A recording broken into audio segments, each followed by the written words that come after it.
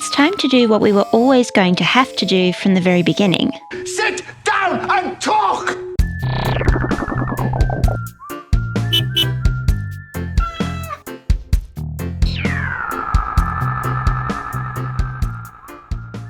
What does it mean to be the Doctor's companion? And what makes these relationships tick?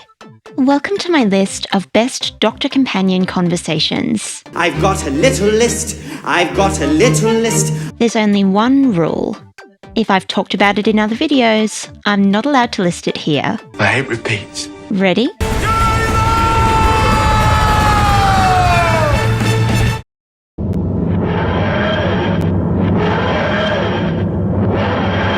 We've landed on a planet and the air is good, but it's rather cold outside. Susan told me. Yes, you haven't forgiven me, have you? The Doctor and his companions are having a tough day, to put it mildly. Who are you? Susan. Some things were said, You're the cause of this disaster. Don't be ridiculous. and Barbara is hurting. She'd like to go home, if only the Doctor could take her there. As the Doctor looks for Barbara, we move from the sterile console room to a more private, domestic space in the TARDIS. One and Barbara are bunched up on the chair, and we zoom in on their faces.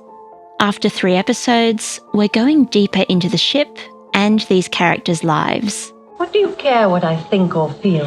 One speaks with his hands clasped together, composed. But the fidgeting is a telltale sign that this is difficult for him. Then, this cantankerous old Time Lord takes a leap forward. He tries to see the universe through Barbara's eyes. It must have affected you very deeply. The dialogue in this scene sums up Hartnell's tenure overall. As we learn about each other, so we learn about ourselves. This is an era of discovery. The Doctor is discovering not just the universe, but his love for humanity. Through Miss Wright and Mr. Chatterton, Chesterton. Oh, Barbara's calling you. he can appreciate his travels on a whole new level.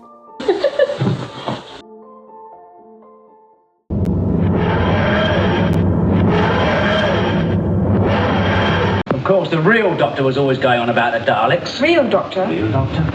Oh, you mean the real Doctor? The Doctor has just regenerated and nothing is as it seems. Is he still the same person? And can Ben and Polly trust him?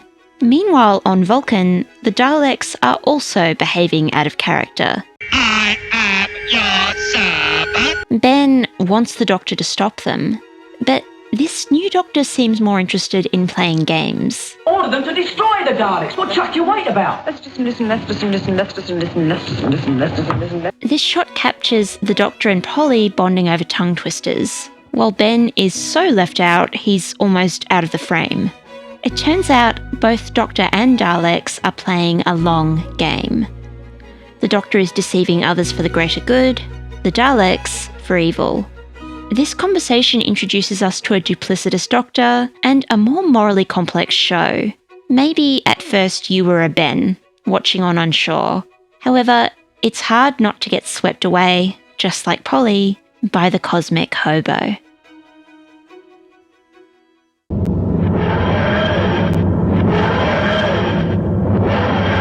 Oh, by the way, this is Miss Shaw.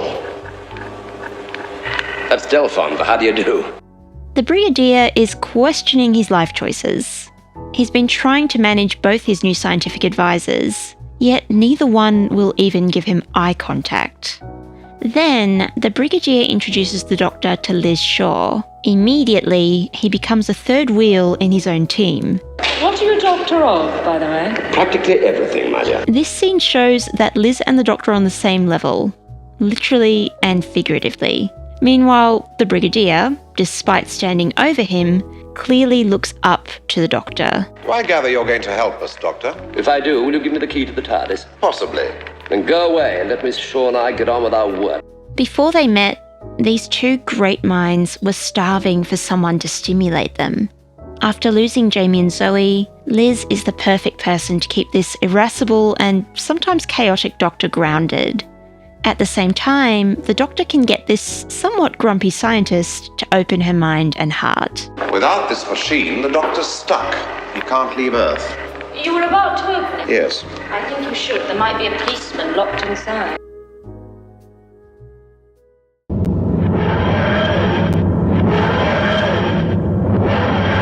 Which box is larger? That one. Now which is larger? That one. What is the difference between science and magic? As the Doctor explains in this scene, it's a matter of perspective. If you could keep that exactly that distance away and have it here, the large one would fit inside a small one. That's silly. That's transdimensional engineering. 4 is teaching Leela how the TARDIS works by showing her some boxes from lots of different angles. Everything Leela knows about space is being challenged. At the same time, both the Doctor and Leela are having their perspectives on life challenged too. Leela understands things intuitively. The Doctor understands them logically. Together, they have the perfect combination of street smarts and book smarts. This scene shows there's no one right way to look at things. In fact, even things which seem simple are deep down very complex. Just to prove the point, we have a companion who seems like a stereotypical cave woman, but has so much personality and nuance. We have a sci-fi world which, to the naked eye, seems magical, yet everything here has a scientific explanation. Finally, we have a hero who finds his time machine the least interesting thing around. 4 would rather know what that wall outside is made of. I don't know. It's metal. Seeing life from different perspectives can be life-changing, 9 times out of 10.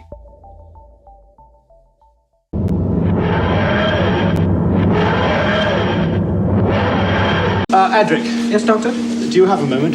I'm hungry. Well, you can join the others later. 5 and friends are having a character-building day. It started with a family argument. Oh, TARDIS is not designed for E-space, Nissa, tell him. Tell him what? He wants to go home. Then came the androids, and last but not least, What is it? A bomb. with the threat resolved, for now at least, 5 wants to patch things up with Adric. I've spoken before about how 5 struggles to relate to others. Here, he's saying all the right things, but just making eye contact is difficult.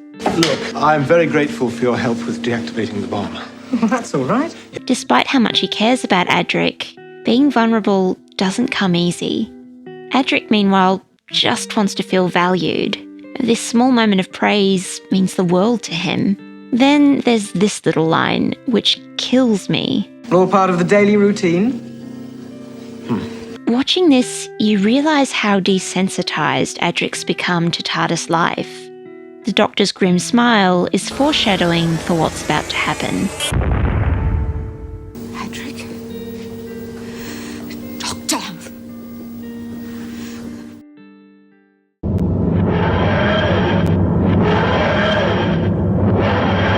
Is there any intelligent life here? Apart from me, you mean? Don't know. Should we find out? Can Six and Perry finally be friends? We catch up with the Doctor and his companion wandering through the woods. Everything is the same, but a little bit different. Both are wearing their usual colourful outfits, but for once, the bright clothes don't completely clash with the mood. Together, these two add a splash of hope to their grim surroundings.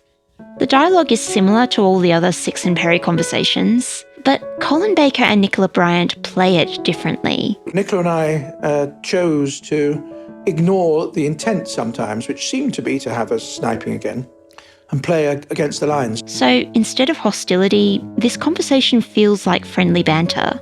Six's questions are sincere instead of sarcastic. He's genuinely interested in Perry's answers.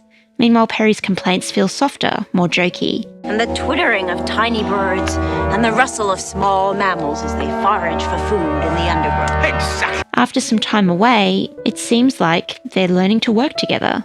As usual with these two, there's a misunderstanding. However, instead of shouting, there's a genuine attempt to communicate. Don't patronize me, Doctor. I knew from the start this amount of growth wasn't possible. I also knew that as a student of botany, you'd soon realize the truth without any prompting from me.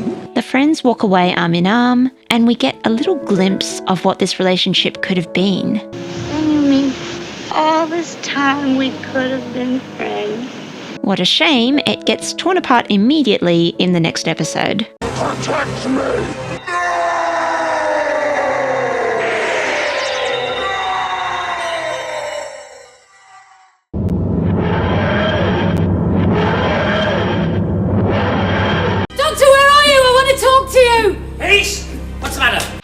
far should we push our friends?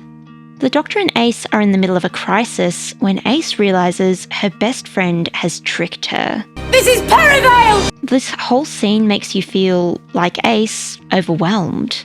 We start with Ace standing vulnerable at the bottom of the staircase. Then the threat, kind of like her inner demons, bursts through the doors. Ace flees upstairs only to find herself in an even darker, more claustrophobic space.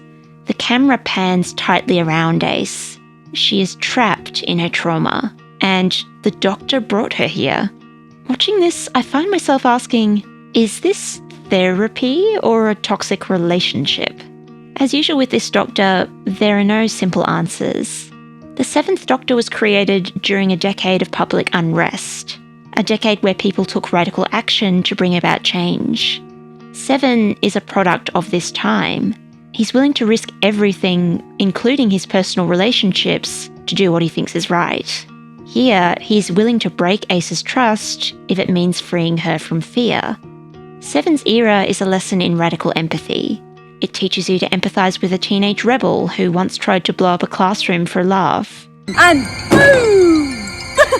Boom! It makes you root for a hero who plays his enemies and his friends like chess pieces. By doing this, Seven's era challenges you to sit with the things and the people who make you feel uncomfortable. Then, like Ace in this episode, you can come to understand them a little better. The nature of the horror that you sensed here. It's alien. Radical empathy also binds Seven and Ace together as characters. The Doctor can't fully relate to Ace's human experience. Ace doesn't know what it's like to be a Time Lord.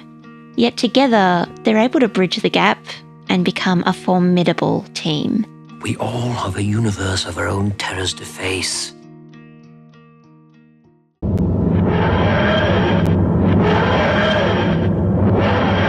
I love you, Doctor. No, I think you're missing the point I'm making. Do you think so?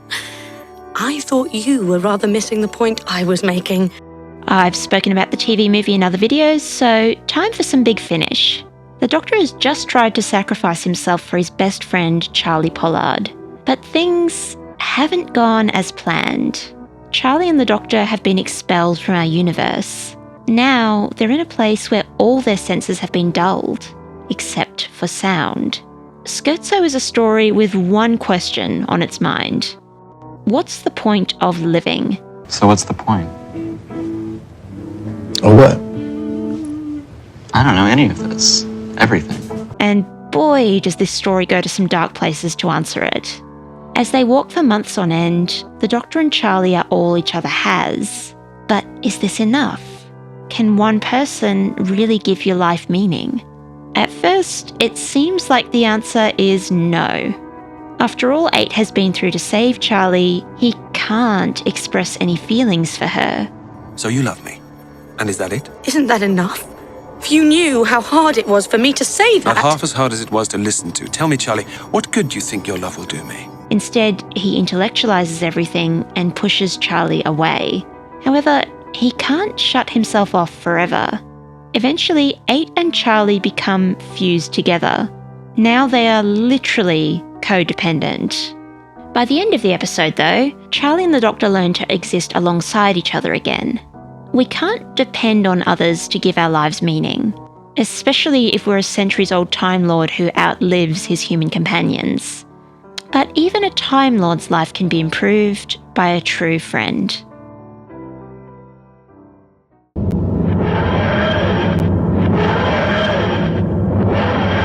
Don't sit on that! Why not? Because it's not a chair, it's the most dangerous weapon in the universe. Why can't it be both? The moment counts as a companion, right? The War Doctor is walking through a war-torn wasteland. The desolate outer world matches his inner world.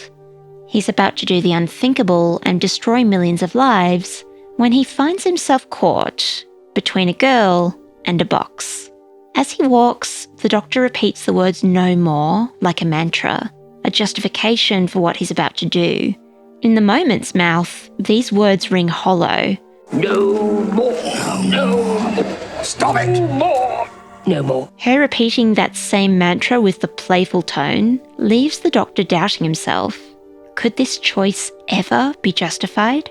The quick cuts from long shots to close-ups have you feeling, like the Doctor, bombarded. This scene inverts the Doctor-companion dynamic. Like any companion, the moment asks questions. But these questions feel sharper, more accusatory. Why'd you park so far away? Didn't you want to see it? Want who to see? The TARDIS. Even the typical Moffat banter has an air of danger to it. Ow! What's wrong? The interface is hot. Well, I do my best. Companions can act as the Doctor's conscience. Yet, even when there isn't a companion present, their influence is strong. The Doctor always hears them and always needs them.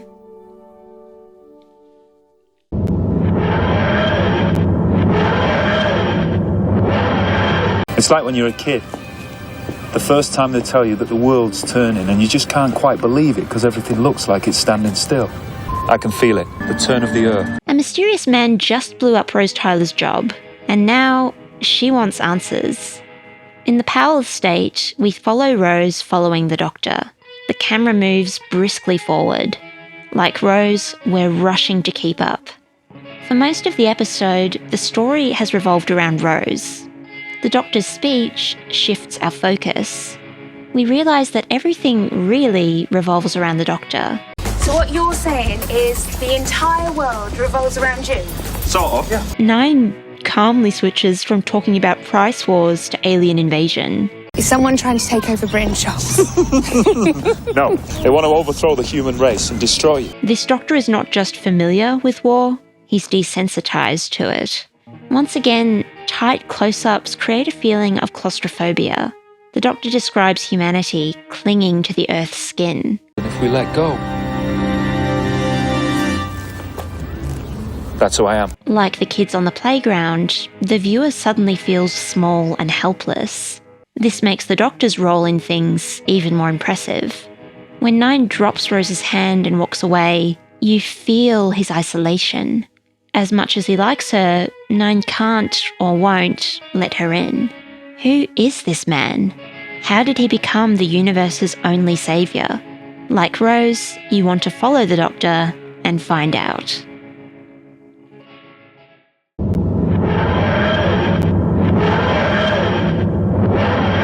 From ordinary human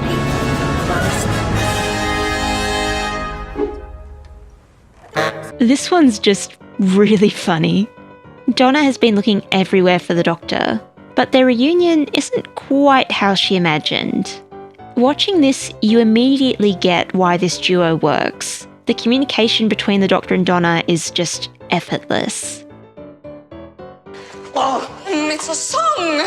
Mammy! I don't know, Camptown Races! Camptown Races! The scene also made me think about how humour is used in Series 4. Donna's funny, sometimes abrasive persona masks a deeply insecure person. I'm nothing special! I mean, I'm nothing special! I'm a temp! I'm not even that! I'm nothing! Meanwhile, the comedy in Series 4 overall sweetens some otherwise very dark episodes. Take this conversation. After their mime routine, the Doctor and Donna are pursued and Donna nearly falls to her death. Like the Doctor Donna, it's easy to get lost in the fun and forget that life on the TARDIS is dangerous. At the end of the series, this danger will come back to bite them.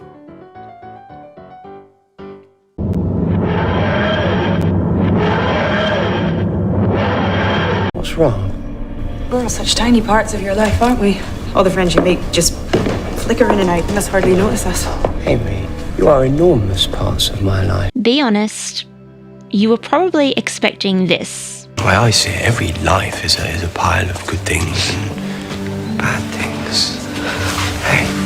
Instead, I want to talk about the Minnesota Bad Night.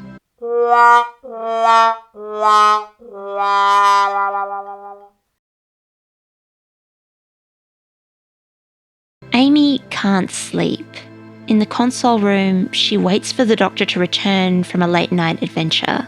We soon learn all is not well with Amy. She's confused. Her life doesn't make sense. When I first met you, I didn't have parents. I never had parents. And then you did whatever it was you did, and suddenly I had parents. And I remember both lives in my head at the same time. While I like Amy, I was disappointed by her arc in Series 6 and 7. This companion went through major upheaval, yet the writers didn't let her process the rewrites to her timeline, her husband's many deaths, the loss of her baby. Here, we learn that despite how confident she presents, Amy is carrying around a lot of pain. Sitting on the stairs in her nightdress, she looks like her younger self, waiting for the Raggedy Man to come back. The nighttime setting is like a character in itself.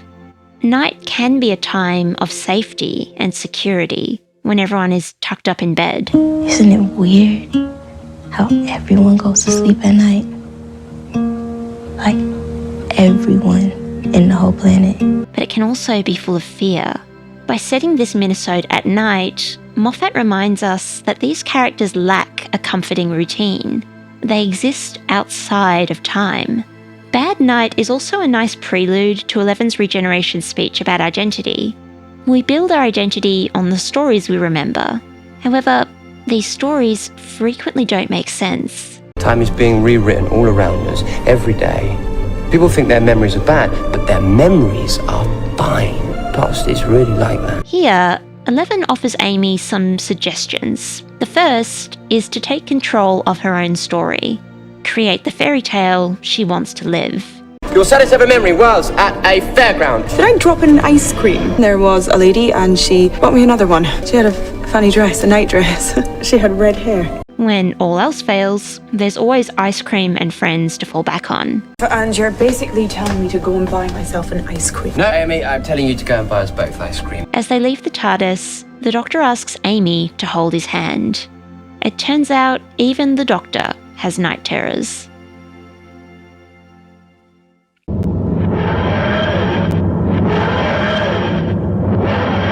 Have you ever killed anyone? There's a look in your eyes sometimes that makes me wonder. Bill Potts has just seen something she never wanted to see, a child dying. But that's only the tip of the ice rink.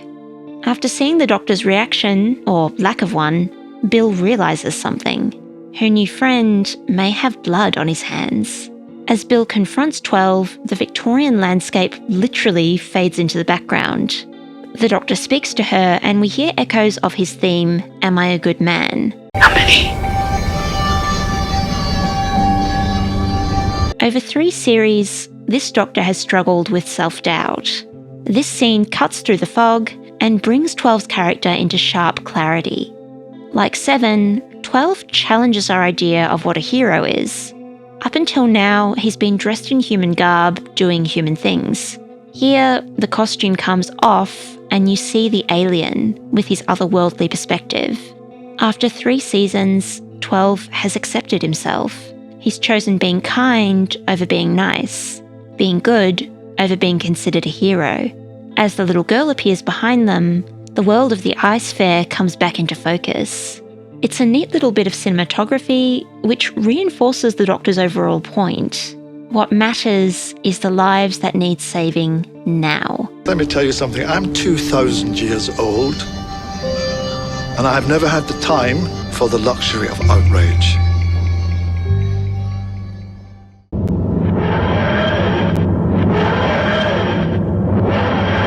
Doctor, look at your hand. No, I need more time. 13's regeneration is a nostalgic montage. It starts with Yaz carrying the Doctor, a la Caves of Androzani. Then we cut to Yaz and the Doctor sitting backs to the camera, like Victoria and the Doctor in Tombs of the Cybermen. 13 repeats some familiar dialogue. Nobody else got to be us. Nobody else got to live our days. Our lives are different to anybody else's. Nobody in the universe can do what we're doing. Yet there's an important difference here. When 2 said these words, he was opening up to Victoria, letting her into his world. 13's doors are still closed. Right until the end, she suppresses her real feelings. Goodbyes only hurt Because what came before was so special. Oh, and it's been so special. We see the childlike mask crack just a little bit before 13 asks to be left alone. After listening to them on Big Finish, I appreciate Yaz and the Doctor on a deeper level. I see now how, as social outcasts, they give each other a sense of belonging. They are each other's home.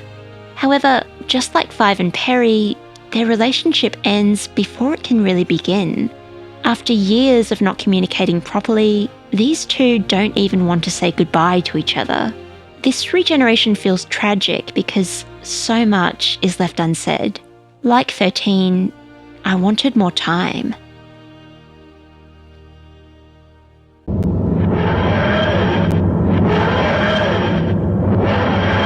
So where are you from? No, but we've done that. We talked about that. All four of us know it's Gallifrey. Except it's not. Still reeling from the flux, 14 lands in double jeopardy. Now he must find out if the person in front of him is actually Donna Noble. As Donna asks 14 where he's from, the camera backs the Doctor up against the wall. He's physically and mentally trapped in trauma. After 3 series with a Doctor who never shared her feelings, this scene gives you hope. Maybe this Doctor can finally unburden himself. Then that hope literally dissolves before your eyes. The line hammers home how alienated this Doctor is. Still, it's not all doom and gloom. We later get a conversation with the real Donna. No, she may not be able to read the Doctor's mind, but she can still read him. At the very least, she knows him well enough to tell him when to stop.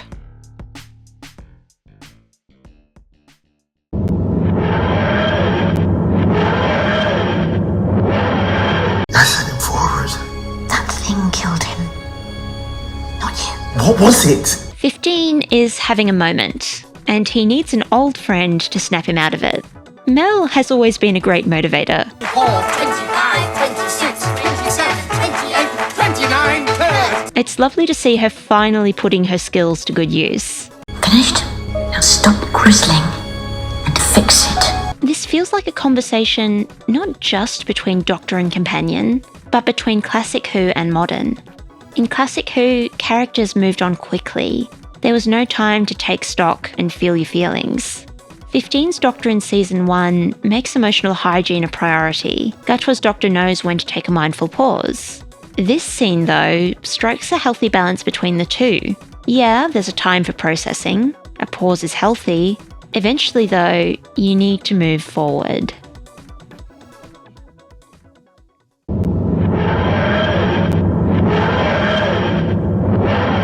Well, that's all for now, folks. That's my list. Now, it's your turn. Tag. You're it. Thanks for watching Lingua Anomaly. Don't forget that overthinking is a superpower, and there is beauty in the way that you think. It's time to do what we were always going to have to do from the very beginning. Sit down and talk. One speaks with his hands clasped together. I did not pronounce that properly. What was that? This shot captures Ben and Polly. No, it doesn't. That's not Ben and Polly. Leela understands things intuitively. There goes my watch. Aced? What? The night sign. The world of. It's a neat little bit of symmetry. I give up. I'm done.